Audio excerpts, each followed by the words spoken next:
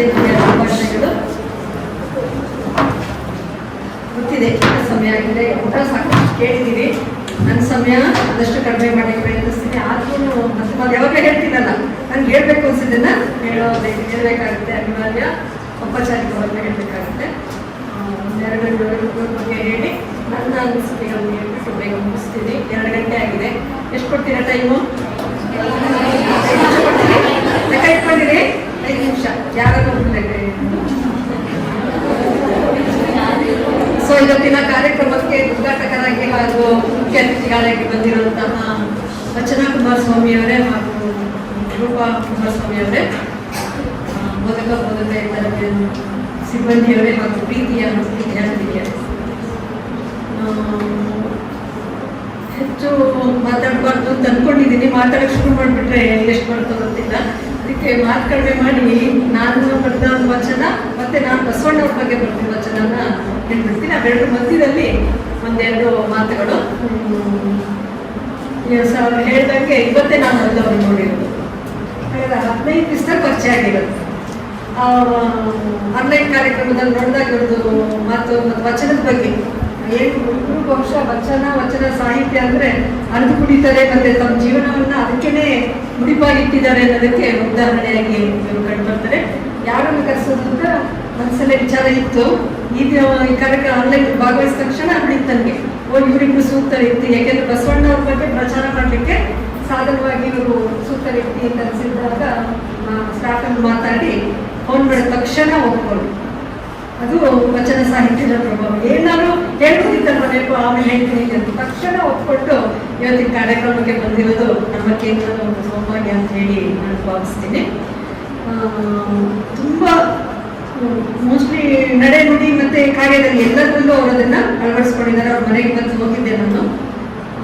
ಪ್ರಚಾರ ಮಾಡ್ತಿದ್ದಾರೆ, ವಚನ ಸಾಹಿತ್ಯ ಬಸವ ತತ್ವಗಳನ್ನ ಅಳವಡಿಸ್ಕೊಂಡಿದ್ದಾರೆ ಮತ್ತೆ ಅದನ್ನೆಲ್ಲ ವ್ಯವಸ್ಥಿತವಾಗಿ ದಾಖಲೆ ಮಾಡಿ ಮುಂದಿನ ಪೀಳಿಗೆಗೆ, ಮುಂದಿನ ಜನಾಂಗಕ್ಕೂ ಅದನ್ನು ಬಿಟ್ಟು ಹೋಗೋದಕ್ಕೆಲ್ಲ ತಯಾರಿಯನ್ನ ಮಾಡ್ತಿದ್ದಾರೆ. ನಾನು ತುಂಬ ಮೆಚ್ಚುಗೆ ಆಯಿತು ಅವರ ಒಂದು ಸಿಸ್ಟಮ್ಯಾಟಿಕ್ ಆಗಿ ಕೆಲಸ ಮಾಡ್ತಾ ಇರೋದು ನೋಡಿ ಸಂತೋಷ ಆಯಿತು. ಈ ಕೆಲಸ ಹಾಗೆ ಮುಂದುವರಿಸಲಿ ಅಂತ ಹೇಳಿ ಆಶಿಸ್ತಾ, ಬಸವಣ್ಣ ಜಯಂತಿ ಸಂದರ್ಭದಲ್ಲಿ ನಾನೇನು ಹೇಳಕ್ಕೆ ಇಷ್ಟಪಡ್ತೀನಿ ಅಂದರೆ, ಈ ಒಂದು ವೇದಿಕೆ ನಮಗೆ ಸ್ವ ಅವಲೋಕನ ಮಾಡ್ಕೊಳ್ಳೋಕ್ಕೆ ವರ್ತಿಸ್ಕೊಂಡಂಥ ಒಂದು ಅವಕಾಶ. ಬಸವಣ್ಣ ವಚನ ತತ್ವಗಳೆಲ್ಲ ಹೇಳೋದು ಸುಲಭ, ಕೇಳಿಸ್ಕೊಳ್ಳೋದು ಚಂದ, ಆದರೆ ಅಳವಡಿಸ್ಕೊಳ್ಳೋದಿದೆಯಲ್ಲ ಅದರಷ್ಟು ಕಷ್ಟ ಇನ್ಯಾವುದೂ ಇಲ್ಲ. ಪ್ರಜ್ಞಾಪೂರ್ವಕವಾಗಿ ಪ್ರಯತ್ನಪೂರ್ವಕವಾಗಿ ಮತ್ತೆ ಮತ್ತೆ ಹೇಳ್ತಾ ಇದ್ದರೆ ಮಾತ್ರ ನಮಗೆ ಬಸವಣ್ಣನ ತತ್ವವನ್ನು ಅರ್ಥ ಮಾಡ್ಕೊಳ್ಳೋಕ್ಕೆ ಅಳವಡಿಸ್ಕೊಳ್ಳೋಕೆ ಸಾಧ್ಯ ಆಗುತ್ತೆ. ಪ್ರತಿದಿನ ಬೆಳಗ್ಗೆ ನಾನು ಏನೇನು ಮಾಡ್ಕೋತೀನಲ್ಲ ಅದರಲ್ಲಿ ಕಳಬೇಡ ಕೊಳಬೇಡ ಅದು ನಾವು 3 ಸಲ ಹೇಳ್ಕೊತಾ ಇರ್ತೀವಿ. ಆದರೂ ಕಷ್ಟ ಆಗುತ್ತೆ. ಕಳಬೇಡ ಕೊಳಬೇಡ, ಹುಸಿಯ ನುಡಿಯಲು ಬೇಡ, ನೀಯ ಬೇಡ, ನೀರಿಗೆ ಅಸಹ್ಯ ಪಡಬೇಡ, ಸಂಘ ಬಣ್ಣಿಸಬೇಡ. ಹೇಳಕ್ಕೆ ಎಷ್ಟು ಚೆನ್ನಾಗಿದೆ ಅಲ್ವಾ? ಒಂದಾದ್ರೂ ಅಳವಡಿಸ್ಕೊಳ್ಳೋಕೆ ಸಾಧ್ಯನಾ? ಸುಳ್ಳು ಹೇಳಲ್ವ ನಾವು? ಎಲ್ಲಕ್ಕಿಂತ ಚಿಕ್ಕ ಕೋಪ ಮಾಡಲ್ವಾ? ನಮ್ಮ BCA ಸ್ಟೂಡೆಂಟ್ಸ್ ಕೇಳಿ,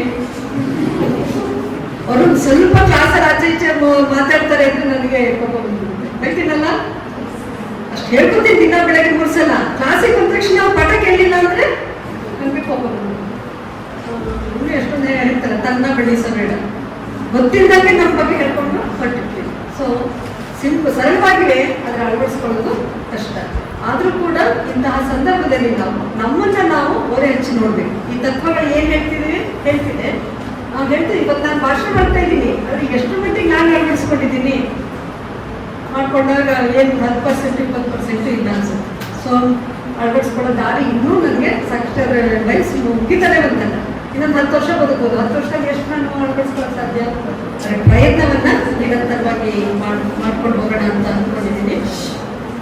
ವೈಯಕ್ತಿಕ ನೆಲೆಯಲ್ಲಿ ಮತ್ತೆ ಸಾಮೂಹಿಕ ಮಟ್ಟದಲ್ಲಿ ಎರಡರಲ್ಲೂ ನಾವು ಬಸವಣ್ಣವರನ್ನ ಅಳವಡಿಸ್ಕೊಳ್ಳೋ ಅವಶ್ಯಕತೆ ಇದೆ. ವೈಯಕ್ತಿಕ ನೆಲೆಯಲ್ಲಿ ಇವತ್ತು ಹೇಳಿದ್ರಲ್ಲ, ಅನೇಕ ವಚನಗಳು ನಮಗೆ ವೈಯಕ್ತಿಕವಾಗಿ ಅಳವಡಿಸ್ಕೊಳ್ಳೋದಿದೆ. ಅದೆಲ್ಲ ನಾನು ವಿವರಿಸಕ್ಕೆ ಹೋಗಲ್ಲ. ಮುಖ್ಯವಾಗಿ ನಮ್ಮ ಅಹಮನ್ನ ಇದಕ್ಕಿಂತ ಕಿರಿಯರಿಲ್ಲ ಅನ್ನೋದು ಸ್ಪಷ್ಟವಾಗಿ ಹೇಳುತ್ತೆ. ನಮ್ಮ ಅಹಮನ್ನು ನಾವು ಬಿಡಬೇಕು ಅಂತೇಳಿ ಮೌಢ್ಯತೆಯನ್ನ ತೊಡಕಾಗಲ್ಲ. ಅದು ಇತ್ತೀಚಿನ ದಿನಗಳಲ್ಲಿ ಜಾಸ್ತಿ ಆಗ್ತಾ ಇರೋದ್ರಿಂದ ನಾವು ಮತ್ತೆ ಮತ್ತೆ ಅದನ್ನ ಬಸವಣ್ಣರ ವಚನಗಳನ್ನ ಕಲ್ಲ ನಾಗರ ಕಂಡ್ರೆ ಹೇಳ್ತಾರೆ. ಇವತ್ತು ನೀವು ನಾಗಪಂಚಮಿ ಬಂತು ಅಂದ್ರೆ ನಾಗ ಪ್ರತಿಷ್ಠೆ ಮಾಡಿಸೋದು ಅಥವಾ ನಾಗರ ದೇವಸ್ಥಾನಕ್ಕೆ ಹೋಗಿ ಹಾಲೆರೆಯೋದನ್ನ ನಾವು ಮಾಡ್ತೀವಿ. ಅಂತ ಸಂದರ್ಭದಲ್ಲಿ ಬಸವಣ್ಣವರನ್ನ ನೆನಪಿಸಿಕೊಳ್ಬೇಕಾಗುತ್ತೆ. ಹೀಗೆ ವೈಯಕ್ತಿಕ ಮಟ್ಟದಲ್ಲಿ ತುಂಬಾ ಇದ್ದಾರೆ. ನಾನು ಸಾರ್ವಜನಿಕ ಸಾಮೂಹಿಕ ಮಟ್ಟದಲ್ಲಿ ಏನು ಅಳವಡಿಸ್ಕೊಳ್ಬೋದು ಅನ್ನೋದ್ರ ಬಗ್ಗೆ ಒಂದು 2-3 ವಿಚಾರ ನನಗೆ ತುಂಬಾ ಮುಖ್ಯ ಅನಿಸುತ್ತೆ. ಒಂದು, ಇತ್ತೀಚಿನ ದಿನಗಳಲ್ಲಿ ಜಾಸ್ತಿ ಆಗ್ತಿರುವ ಹಿಂಸೆ. ಇವತ್ತು ಕೂಡ ಭಾರತದ ಗಡಿಯಲ್ಲಿ ಯುದ್ಧ ಆಗ್ತಾ ಇದೆ. ಎಷ್ಟು ಜನ ಯೋಧರು ಸಹ, ನಾಗರಿಕರೆಲ್ಲರೂ ಸಹ ಹೋಗ್ತಾ ಇದ್ದಾರೆ. ಹೀಗೆ ಹಿಂಸೆಯನ್ನ ನಾವು ಅನುಸರಿಸ್ತಾ ಇರೋ ಸಂದರ್ಭದಲ್ಲಿ ಬಸವಣ್ಣವ್ರದ್ದು ಯಾವ ವಚನ ಅಳವಡಿಸ್ಕೋಬೇಕಾಗುತ್ತೆ? ದಯೆಯ ಧರ್ಮದ ಮೂಲವಯ್ಯ. ಏನ್ ಪ್ರಯೋಜನ ಬರೀ ಹೇಳ್ತಾ ಇದ್ರೆ? ಇವತ್ತು ನಾವು ದಯೆ ಧರ್ಮ ಅಂತ ಹೇಳ್ಕೊಂಡು ಅಲ್ಲಿ ಯುದ್ಧ ಮಾಡೋದನ್ನ ಸಂಭ್ರಮಿಸ್ತಾ ಇದ್ದೆ. ನಂಗೆ ಅದು ಬೇಜಾರಾಗ್ತಾ ಇರೋದು, ಕಳೆದ ನಮ್ಮ ಫ್ಯಾಮಿಲಿ ಮೆಂಬರ್ಸ್ ಜೊತೆಗೆ ನನಗೆ ದೊಡ್ಡ ಜಗಳ ಆಗ್ತಾ ಇದೆ. ಏನಂತಂದ್ರೆ ಎಲ್ಲರೂ ಯಾಕೆ ಯುದ್ಧ ಮಾಡಬಾರ್ದು ಅಂತ. ನಾನು ಒಬ್ಬಳೇ ನಮ್ಮ ಮನೆಯಲ್ಲಿ ಯುದ್ಧ ಬೇಡ ಅಂತ ಹೇಳ್ತೀವಿ. ಇನ್ನು ಉಳಿದವ್ರು ಎಲ್ಲರೂ ಯುದ್ಧ ಬೇಕು ಅಂತ ಹೇಳ್ತಿದ್ದಾರೆ ಅಂದ್ರೆ ನಮ್ಮ ಮನಸ್ಥಿತಿ ಎಲ್ಲಿಗೆ ಹೋಗ್ತಾ ಇದೆ?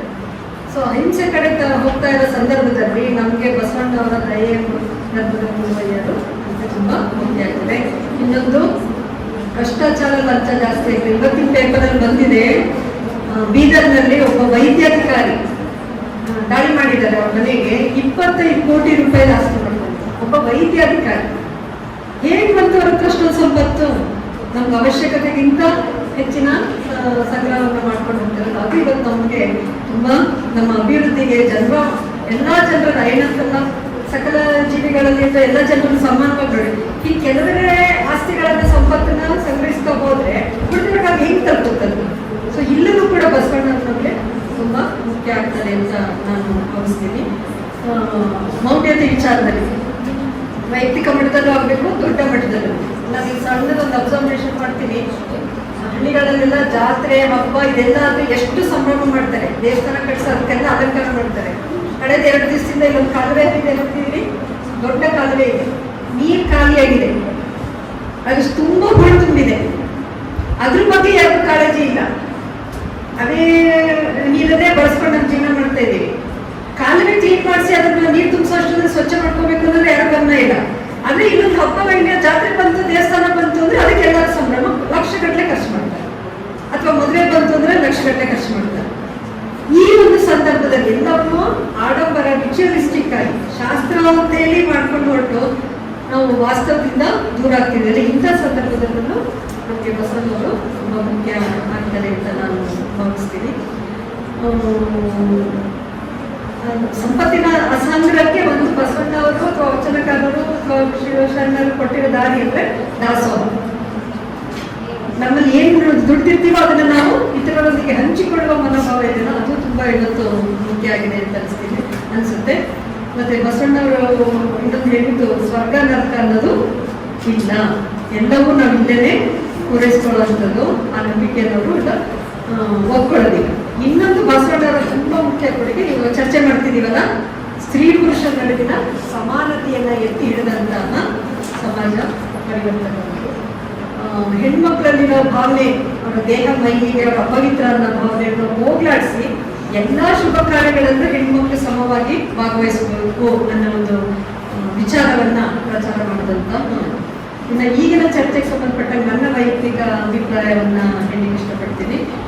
ಸಮಾನತೆ ಹೇಳಿದ್ರು ಕೂಡ ಸೂಕ್ಷ್ಮವಾಗಿ ಗಮನಿಸಿದ್ರೆ ಅಲ್ಲಿ ಒಂದು ಸ್ತ್ರೀಯಿಂದ ಕೆಳಮಟ್ಟದಲ್ಲಿದ್ದಕ್ಕಿಂತ ಪುರುಷನಿಗೆ ಸಮಾನವಾಗಿ ನೋಡದೇ ಇರೋ ಅಂಶ ಕಾಣ್ಬರುತ್ತೆ. ಈಗ ಇದರಲ್ಲೇ ಉದಾಹರಣೆ ಹೇಳಿದ್ರಲ್ಲ, ಹೆಣ್ಣು ಒಂದು ಮಣ್ಣು, ಅದನ್ನ ನಾವು ವಿಶ್ಲೇಷಣೆ ಮಾಡಿದ್ರೆ ಹೊನ್ನು ಮತ್ತು ಮಣ್ಣು ನಿರ್ಜೀವ ವಸ್ತುಗಳು, ಅಲ್ಲಿ ಹೆಣ್ಣು ಜೀವ ಇರೋ ವಸ್ತು. ನೀವು ಹೆಂಗೆ ನಿರ್ಜೀವ ವಸ್ತುಗೆ ಹೆಣ್ಣನ್ನ ಹೋಲಿಸ್ತೀವಿ? ಆಕ್ರಮಣ ಮಾಡ್ತಾರೆ, ಭೂಮಿ ಬೇಕು ಅಂತ. ಇವತ್ತು ಕಾಶ್ಮೀರದಲ್ಲಿ ಆಗ್ತಾ ಇರೋದು ಭೂಮಿಗೋಸ್ಕರ. ಕಾಶ್ಮೀರ ನಮ್ದು ಬೇಕು ಅಂತ ಅವ್ರು ನಮ್ದು ಬೇಕು. ಭೂಮಿ ಸರಿ, ಹೊನ್ನು ಚಿನ್ನಕ್ಕೋಸ್ಕರ ಯುದ್ಧ ಮಾಡ್ತಾರೆ, ಜಗಳ ಆಡ್ತಾರೆ. ನಿರ್ಜೀವ ವಸ್ತುಗಳು ಹೋರಾಟ ಮಾಡಿದ್ರೆ ಓಕೆ, ಆದ್ರೆ ನೀವು ಹೆಣ್ಣಿಗೋಸ್ಕರ ಮಾಡ್ತೀರಾ ಅಂದ್ರೆ ನೀವು ಹೆಂಗೆ ನೀವು ಸ್ತ್ರೀ ಪುರುಷ ಸಮಾನತೆಯನ್ನು ಒಪ್ಕೊಳ್ಳೋಕೆ ಸಾಧ್ಯ? ಹಾಗಂತ ನಾವು ಬೇರೆ ಒಳ್ಳೆದನ್ನ ನಾವು ಒಪ್ಕೊಳ್ಳೋಣ, ಒಂದು ವಿಮರ್ಶಾತ್ಮಕವಾಗಿ ನೋಡಿ, ಸಕಾರಾತ್ಮಕವಾಗಿ ವಿಮರ್ಶಾತ್ಮಕ ನೋಡ್ತಾ ಅದನ್ನ ಬದಲಾಯಿಸಕ್ಕೆ ಪ್ರಯತ್ನ ಮಾಡಿ. ಟೀಕೆ ಮಾಡ್ತಾ ಕೂತ್ಕೊಳ್ಳೋದಲ್ಲ. ಈ ತರ ಹೇಳಿದ್ದಾರೆ ಅನ್ನೋದನ್ನ ನಾನು ಅರ್ಥ ಮಾಡ್ಕೋಬೇಕು. ನಮ್ಮ ಮಹಿಳಾ ಅಧ್ಯಯನದಲ್ಲಿ ಸ್ತ್ರೀ ಬಂದಿದ್ರು ಅದನ್ನೇ ಮಾಡ್ತಾ ಇರೋದು. ಎಲ್ಲೆಲ್ಲಿ ಸಮಾಜದಲ್ಲಿ ಸ್ತ್ರೀ ವಿರೋಧಿ ಅಂಶಗಳಿಗೆ ಅದನ್ನು ತೊಟ್ಟು ಹಾಕ್ತಾರೆ. ನಾವು ಆ ಕಾರಣ ಕೆಲವರಿಗೆ ಎಷ್ಟೋ ಜನ ಗೊತ್ತಿಲ್ಲ, ಹೆಣ್ಣು ಒಂದು ಮಣ್ಣು ಅಂತ ಸರಿಸೋಕೆ ನಾವು ನೀವುಗಳು ಒಪ್ಕೋತೀರಿ. ನಾವು ಮಹಿಳಾ ಅಧ್ಯಯನ ಓದಿರೋದ್ರಿಂದ ನಮ್ಗೆ ಈ ಪ್ರಶ್ನೆ ಬರ್ತಾ ಇದೆ. ಯಾಕೆ ಹೆಣ್ಣನ್ನ ನಿರ್ಜೀವ ವಸ್ತು ಹೋಲಿಸ್ತೀವಿ? ನೀವು ಯುದ್ಧ ಮಾಡೋದನ್ನ ಒಪ್ಪಟ್ಟು ಅಂತ ಅಂದಾಗ ಹೆಣ್ಣನ್ನ ಗೊತ್ತಿದೆಯಲ್ಲ, ಎಷ್ಟು ಜನ ಹೆಣ್ಮಕ್ಳು ಅಣ್ಣ ಮಾಡ್ತಾರೆ, ಒತ್ತಾಯ ಮಾಡಿ ಮದುವೆ ಮಾಡ್ಕೋತಾರೆ. ಇದನ್ನ ಒಪ್ಕೊಂಡಾಗ ಅದನ್ನ ಒಪ್ಕೋಬೇಕಾಗುತ್ತೆ. ಆದ್ರೆ ಇದನ್ನ ಒಪ್ಕೊಳಕ್ಕಾಗತ್ತಾ? ಅತ್ಯಾಚಾರ ಒಪ್ಕೊಳಕ್ಕಾಗತ್ತಾ? ಕೌಟುಂಬಿಕ ದೌರ್ಜನ್ಯ ಒಪ್ಕೊಳಕ್ಕಾಗತ್ತಾ? ಹಾಗಾಗಿ ಹೆಣ್ಮಕ್ಳನ್ನ ನಿರ್ಜೀವ ವಸ್ತುಗಳಿಗೆ ಹೋಲಿಸೋದು ಬೇಡ ಅನ್ನೋ ಒಂದು ಆಲೋಚನೆ ಮಹಿಳಾದ್ಯಂತದಲ್ಲಿ ನಾವು ಕಾಣ್ತೀವಿ. ಮತ್ತೆ ನಾನು ಇನ್ನೊಂದು ಕಡೆಯದಾಗಿ ಹೇಳಬೇಕಾಗಿರೋದು ಮಂಡ್ಯ ಜಿಲ್ಲೆಯ ಒಂದು ಪರಿಸ್ಥಿತಿ ಬಗ್ಗೆ. ಹೆಣ್ಣು ಭ್ರೂಣ ನೋಡಿ, ಸ್ತ್ರೀ ಪುರುಷ ಸಮಾನತೆ ಇದ್ದಾಗ ಹೆಣ್ಣು ಭ್ರೂಣ ಹತ್ಯೆ ನಡೀಬಾರ್ದು. ಮಂಡ್ಯದಲ್ಲಿ ಕಳೆದ 10-15 ವರ್ಷದಲ್ಲಿ ಏನೇನು ಭ್ರೂಣ ಹತ್ಯೆ ಆಗಿದೆ ಬಗ್ಗೆ ಒಂದು ಪುಸ್ತಕ ಅಧ್ಯಯನ ಮಾಡಿ ಪುಸ್ತಕ ಬರೆದಿದ್ದಾರೆ. ಇದೊಂದು ಅಂಕಿಅಂಶ ನೋಡಿದ್ರೆ ಎಷ್ಟು ಆತಂಕ ಆಗುತ್ತೆ. ನಿಜವಾಗ್ಲೂ ನಾವು ಸ್ತ್ರೀ ಪುರುಷ ನಡುವೆ ಸಮಾನತೆ ಆಗಿದೆಯಾ? ಇಲ್ಲೂ ವಚನ ಸಾಹಿತ್ಯ ಬಸವಣ್ಣವರು ಈ ಥರದ್ದು ನಮಗೆ ಚಿಂತನೆ ತರುವವರು ಬೇಕಾಗುತ್ತೆ. ಮಂಡ್ಯದಲ್ಲಿ ಕಳೆದ ಒಂದು ಕಮ್ಮಿ ಆಗಿತ್ತು. 2008ರಲ್ಲಿ ಸ್ಟಡಿ ಮಾಡಿ ಮತ್ತೆ 2020, 2022, 2023 ಮತ್ತೆ ಸ್ಟಡಿ ಮಾಡಿ ಪುಸ್ತಕ ಮಾಡಿದ್ದಾರೆ. 1000 ಪುರುಷರಿಗೆ 900ಕ್ಕಿಂತ ಕಡಿಮೆ ಮಹಿಳೆಯರು ಮಂಡ್ಯ ಜಿಲ್ಲೆಯಲ್ಲಿ ಕಂಡುಬರುತ್ತೆ. ಅದರಲ್ಲೂ ಪಾಂಡುಪುರದಲ್ಲಿ, ಮದ್ದೂರಲ್ಲಿ, ಮಂಡ್ಯದಲ್ಲಿ ಜಾಸ್ತಿ. 800ಕ್ಕಿಂತ ಕಮ್ಮಿ ಇದೆ ಪಾಂಡುಪುರ ಮತ್ತೆ ಮದ್ದೂರಲ್ಲಿ. ಏನು ಸೂಚಿಸ್ತಾ ಇದೆ? ಹೆಣ್ಮಕ್ಳನ್ನ ನಾವು ಹೇಗೆ ನೋಡ್ತಾ ಇದ್ದೀವಿ, ಹೇಗೆ ಸಮಾನ ಅವಕಾಶ ಕೊಡ್ತಾ ಇದ್ದೀವಿ? ಇದಕ್ಕೆಲ್ಲ ಮೂಲ ಕಾರಣ ಮಂಡ್ಯ ಜಿಲ್ಲೆಯಲ್ಲಿರುವಂತಹ ನೀರಾವರಿ ಕೃಷಿ ಇರೋದು ಮತ್ತೆ ವರದಕ್ಷಿಣೆ. ಮಂಡ್ಯದಲ್ಲಿ 98% ಮದುವೆಗಳು ವರದಕ್ಷಿಣೆಯಿಂದಲೇ ನಡೀತಾ ಇದೆ. ಸರ್ವೆಯಿಂದ ಗೊತ್ತಾಗಿರೋ ವಿಚಾರ. ಈ ವರದಕ್ಷಿಣೆಗೆ ಇಷ್ಟು ನೀವು ಪ್ರೋತ್ಸಾಹನ ಒಪ್ಕೋತೀನಿ ಅಂದ್ರೆ ಹೆಣ್ಣು ಭ್ರೂಣ ಹತ್ಯೆನೂ ಒಪ್ಕೋಬೇಕಾಗುತ್ತೆ. ಅದೇ ಜೀವ, ಸಕಲ ಜೀವಾತ್ಮನ ಲೇಸನ್ನು ಬಯಸೋದು ನಾವು ಹೇಳ್ತಾ ಇದ್ದೀವಿ.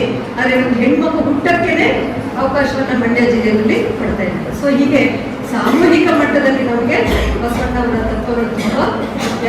ಯಾವ್ಯಾವ ವಿಚಾರದಲ್ಲಿ? ಭ್ರಷ್ಟಾಚಾರವನ್ನು ಹೋಗಲಾಡಿಸೋದ್ರಲ್ಲಿ, ಮೌಢ್ಯತೆಯನ್ನು ಹೋಗಲಾಡಿಸೋದ್ರಲ್ಲಿ, ಸ್ತ್ರೀ ಪುರುಷ ನಡುವೆ ಸಮಾನತೆಯನ್ನು ಕಾಪಾಡುವಲ್ಲಿ ನಮಗೆ ಬಸವಣ್ಣವರು ತುಂಬಾ ಮಹತ್ವ ಆಗ್ತಾರೆ ಅಂತ ಹೇಳ್ತಾ ಇವತ್ತಿನ ನಮ್ಮ ಕಾರ್ಯಕ್ರಮಕ್ಕೆ ಅತಿಥಿಯಾಗಿ ಉದ್ಘಾಟಕರಾಗಿ ಬಂದಂತಹ ಶ್ರೀ ವಚನ ಕುಮಾರಸ್ವಾಮಿ ಅವರಿಗೂ ಹಾಗೂ ರೂಪಾ ಅವರಿಗೂ ಕೇಂದ್ರದ ಪರವಾಗಿ, ನಿಮ್ಮೆಲ್ಲರ ಪರವಾಗಿ ಧನ್ಯವಾದಗಳನ್ನು ಹೇಳ್ತಾ ಈ ಕಾರ್ಯಕ್ರಮವನ್ನು ಆಯೋಜಿಸಿದ ಸಿಬ್ಬಂದಿಯವರು ಹಾಗೂ ಈ ಕಾರ್ಯಕ್ರಮದಲ್ಲಿ ಸಂತೋಷದಿಂದ ಸಕ್ರಿಯವಾಗಿ ಭಾಗವಹಿಸಿದ ಹಾಗೂ ವಚನ ಗಾಯನ ಮಾಡಿದಂತಹ ಎಲ್ಲ ವಿದ್ಯಾರ್ಥಿಗಳಿಗೂ ಅಭಿನಂದನೆಗಳನ್ನು ಹೇಳ್ತಾ ನನ್ನ ಮಾತುಗಳನ್ನು ಮುಗಿಸ್ತೇನೆ.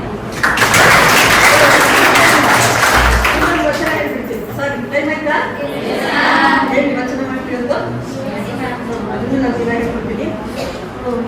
ಕಾಯವ ಹಲವ ಮಾಡಿ ಮನವ ಬುದ್ಧಲಿ ಮಾಡಿ ಮೋಹದ ಮಣ್ಣ ಅಗೆದು ಪ್ರೀತಿಯ ಬೀಜ ನೆಟ್ಟು ತ್ಯಾಗದ ನೀರೆರೆದು ಸಹನೆಯ ಗೊಬ್ಬರ ಹಾಕಲು ಪ್ರೀತಿಯ ಹೆಬ್ಬರ ಬೆಳೆದಿತ್ತು. ಅಂದ್ರೆ ನಾನೇನು ಹೇಳ್ತಿದ್ರೆ, ಪ್ರೀತಿ ನೆಟ್ರೆ, ಪ್ರೀತಿಯ ಬೀಜ ನೆಟ್ರೆ ಪ್ರೀತಿಯ ಹೆಮ್ಮರವಾಗಿ ಬೆಳೆಯುತ್ತೆ. ಮಮತೆಯ ನೆರಳನ್ನಿತ್ತು ಶಾಂತಿಯ ಹೂವನ್ನ ಅರಳಿಸಿ ಅನುಭವವನ್ನ ಕಾಯಾಗಿಸಿ ಜ್ಞಾನದ ಹಣ್ಣ ಬೆಳೆದಿತ್ತು ಲೋಕದ ಒಳಿತಿಗೆ ಮೀಸಲಾಗಿ.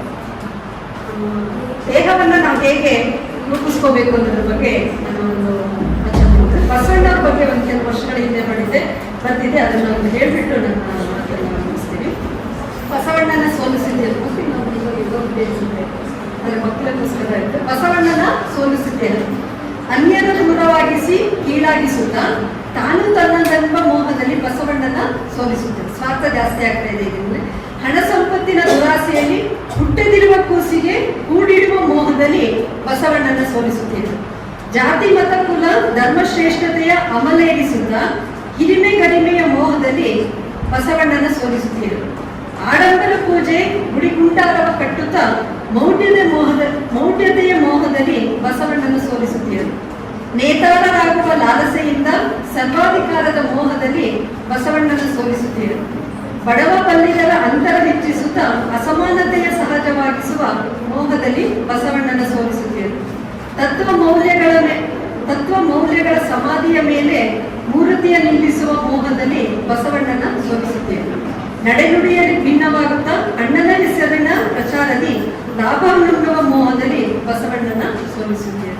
ನಾವು ಏನು ಬಸವಣ್ಣ ಏನೇನು ಮಾಡಬಾರ್ದು ಅಂತ ಹೇಳಿದ್ರು ಅದನ್ನೆಲ್ಲವನ್ನ ಅಳವಡಿಸ್ಕೊಂಡು ಬಸವಣ್ಣನ ಹೆಸರಲ್ಲೇ ಅದನ್ನ ಮಾಡ್ತಾ ಹೊರಟಿರೋದು ನಾವು ಬಸವಣ್ಣವ್ರಿಗೆ ಅವರ ತತ್ವಕ್ಕೆ ನ್ಯಾಯ ಒದಗಿಸ್ತಾ ಇಲ್ಲ ಅಂತ ನನ್ನ ಒಂದು ಅನಿಸಿಕೆ. ಪೂರ್ಣ ವೈಯಕ್ತಿಕ ಅವಲೋಕನದಲ್ಲಿ ನಾನು ಇದನ್ನ ರಚಿಸಿದ್ದೆ. ಧನ್ಯವಾದಗಳು.